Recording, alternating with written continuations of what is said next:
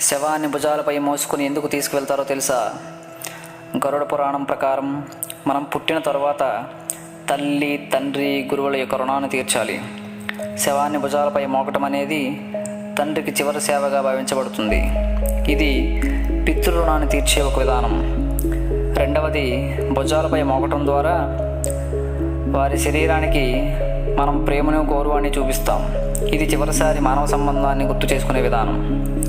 మూడవది, గరుడ పురాణం ప్రకారం ఆత్మ భ్రమించకుండా మోక్ష మార్గాన్ని ఎంచుకునేందుకు కుటుంబ సభ్యుల చేత శరీరం మోపడం అవసరం. ఇది ఆత్మకు మార్గదర్శనం చేసే పుణ్యకార్యం. ఇకపోతే నాలుగవది, శరీరాన్ని భుజాలపై మోసుకుంటూ మరణస్థలాన్ని తీసుకెళ్లడం ద్వారా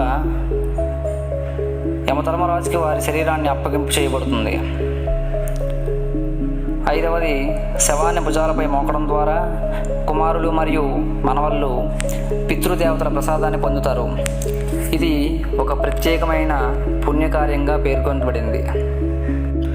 ఆరవది, గరుడ పురాణం ప్రకారం భుజాలపై మోకటం అనేది భౌతిక లోకానికి శరీరం ఇచ్చే వీడ్కోలు సంకేతం. ఇది మానవ జీవితం ముగిసిన సూచనగా ఉంటుంది.